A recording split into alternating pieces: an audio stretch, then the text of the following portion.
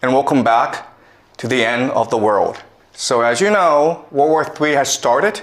The United States and Israel have started to attack Iran. But I promise you that after this war is done, the world will never be the same again. In the early morning of Saturday, the Israelis and Americans launched a decapitation strike against the Ayatollah Khamenei, who is the supreme leader of Iran. What you need to understand first about the war is that even though the Americans and the Israelis claim great success in decapitating the leadership of the Iranians, from the Iranian perspective, this is a martyrdom, okay?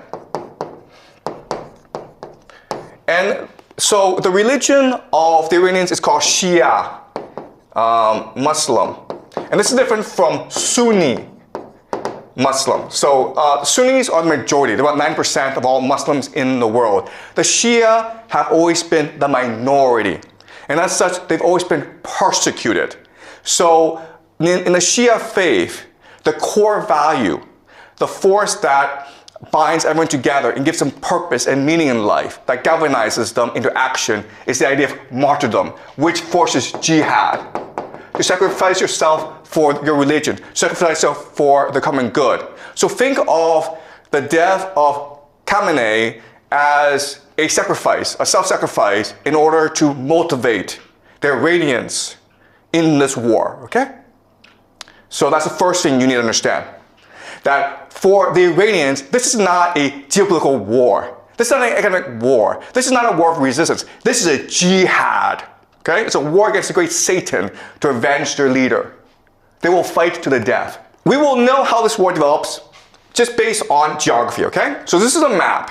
And this map, even if you don't really know the war, even if you don't know the participants, even if you don't know the weaponry, this map will tell you exactly how this war will progress.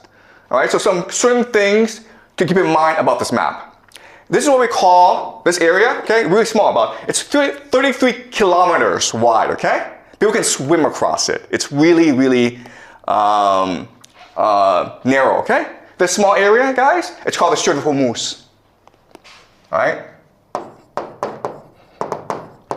And it's important because it's really the center of the world. This one area is the nexus, the pivot of the world. Let me explain why. First of all, from the GCC, you have 20% of all the world's oil flowing through this narrow strait.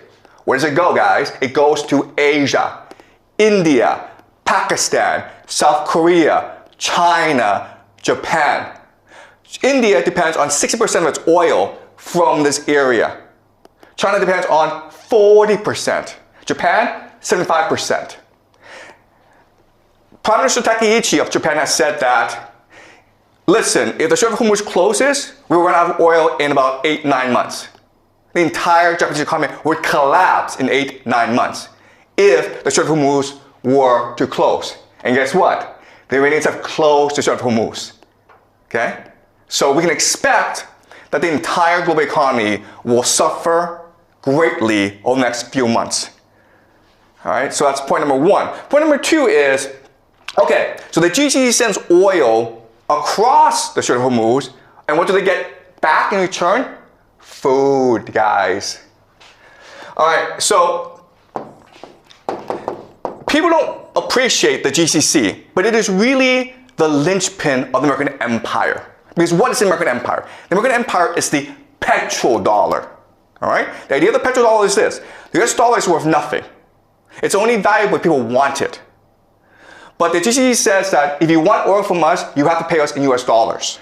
Okay? Then that is the basis of the value of the US dollar.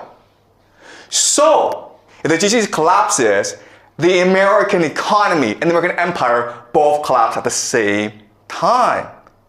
The problem, though, is the GCC is an artificial construct of empire. It does not exist naturally. Why? Because there's no food, there's no oil, no water.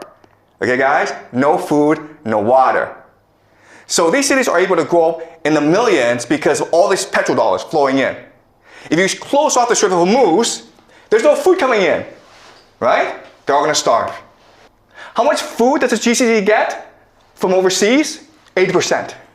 80% of all the food it consumes comes from overseas, that it imports. It doesn't grow by itself, it imports.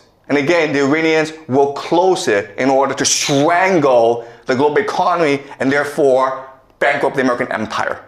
All right, so another idea that I want you guys to understand is the idea of asymmetry. Asymmetry. All right, so what is asymmetry?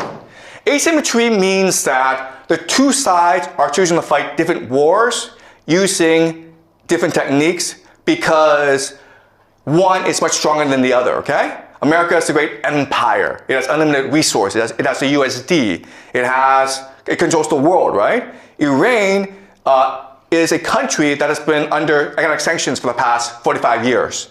It's poor. Its technology is very limited, okay? But this is what we call the Shahad drones. Shahad drones. Each of these drones costs $50,000 at most, okay? At most. It can go as cheap as $35,000 US. But one of them is $50,000. As you can see, you can fit a lot of these drones to a truck that can go anywhere in Iran. And they can hide anywhere. All right? So the thing to understand is, first of all, these drones are cheap. They're easy to make. They make about 500 a day. Okay? And estimates are about there's 80,000 right now that the Iranians have. So they can go on for a long, long time. Okay? And one of these drones, again, can knock out a desalination plant. It can knock out an oil field. It can knock out a hotel. It can do a lot of damage. Okay? And it's easily transportable. You can hide it anywhere. You can use it from anywhere, okay? And that's what the Iranians are using as an offensive weapon. And how do the Americans defend against this? They use something called a THAAD. This is what they use. THAAD. THAAD stands for Thermal High Altitude Air Defense. And they also have like Patriot systems. There's a lot, okay? The thing that you need to know about the system is it's really expensive. This missile, guys, costs $1 million. $1 million. So there's this $50,000 drone coming your way, and you throw a $1 million missile at it, okay? And often these missiles miss, so you have to throw 2 or 3 missiles at it, okay? So you're spending $2 to $3 million on each $50,000 that the Iranians spend. That's kind of silly. Second thing you'll notice is that this thing is really big and really slow. And therefore, you can't really move it around. Therefore, it's pretty easy for the Iranians to spot where this is and attack it. And then when these things blow up, that's a lot of money, guys. Then you're like, what? But this makes no sense. You know the Iranians have drones. They've had drones for like 10 years. You've also seen drones used in the Russia-Ukraine war to devastating effect. Why don't the Americans know this? Why did they prepare? And unfortunately, the Americans are used to fighting something called the Cold War. And the Cold War, because you can't actually fight the war. You can't actually kill each other because then people use nuclear weapons. The Cold War was about flexing. Flexing. Okay? You see how big and powerful I am? Me! Okay? That's all it was. These weapon systems are designed to scare the crap out of you. They are designed to impress you. And as a result, they cost a lot of money, and they really don't do anything, all right? So that's the entire American military. It costs a lot, and it doesn't really do anything. And it's not resilient. It's not innovative. It's not open, all right? Also, the other thing I have to say this, okay, is if you look at the American military, it's corrupt. So this is really about corruption. So the Americans don't really care about winning a war. What they care about is spending as much money as possible because then they get a cut. It doesn't make sense. Right? And that's why the Americans are in a situation as they are. Something that people don't really talk about, but you need to understand, it's the water issue in the GCC, in the Middle East, in Iran. All right? So this is a map of the world. And if you are light blue, Brazil, Canada, you have nothing to worry about because you have a lot of water, a lot of fresh water, very little population. All right? So 100% just means 100% water stress just means that you drink as much water as the environment produces. Okay? So you want to be below 100% to be sustainable. Ideally, you want to be at 10%. Okay? If it goes above 100%, it means that you are drinking more water, using more water than the environment actually produces. Okay? So you're putting stress on the environment. So 20% is really bad, right? Because you're using twice as much water as the environment produces. Guess what, guys? Look at the Middle East, okay? Egypt. 6,420%. Saudi Arabia, 883%. All right? Bahrain, almost 4,000%. Dubai, 17,000%. All right? So water is a huge issue. Again, it doesn't matter if Iran kills American soldiers, destroys American military. It doesn't have to do that. All it has to do is destroy the desalination plants. And then the GCC is destroyed, okay?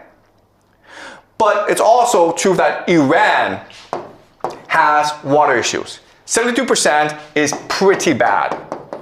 Okay?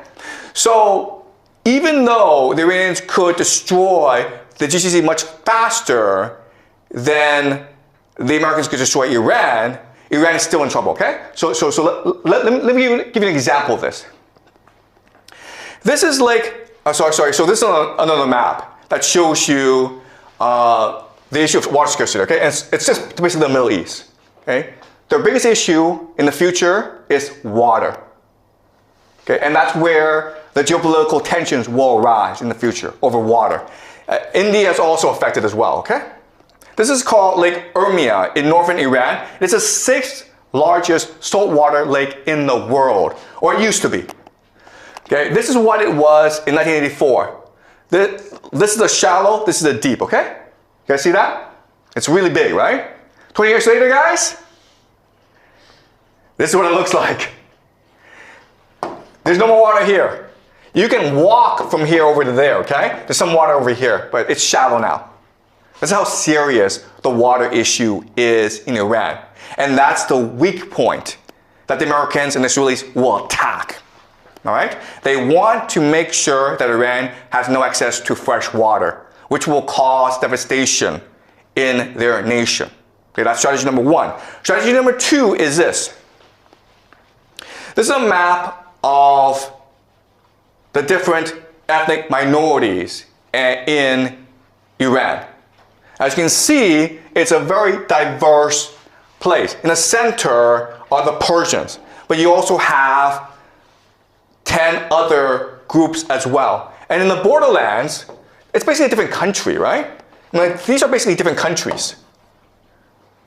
And so these places have more common areas with their neighbors than they do with Iran. Okay, so the second weakness of Iran. The first is the water. The second is the ethnic makeup of the country. So the strategy of the Americans and the Israelis moving forward is to destroy Iran as a coherent nation state, divided into ethnic enclaves, and have them fight over water. That is the grand plan of the Israelis and the Americans, okay? All right, this is the vision where Persia is limited, and then all these other places are sponsored by the Americans and the Israelis. They're giving money, they're giving weapons, they're giving political support, and then this war will wage over water forever, okay? And this is how you destroy Iran and make sure Iran is no longer a viable threat to you.